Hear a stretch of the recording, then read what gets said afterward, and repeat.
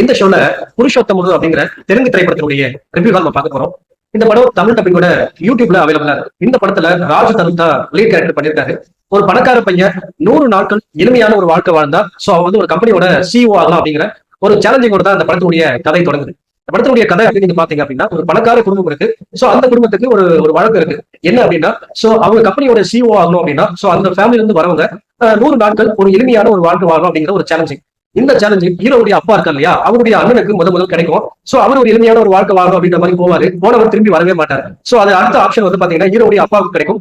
So அந்த சேலஞ்சில் அவர் ஜெயிச்சு CEO ஆவாரு. So அதுக்கு பிறகு நம்முடைய ஹீரோவுக்கு அந்த வாய்ப்பு கிடைக்கும்.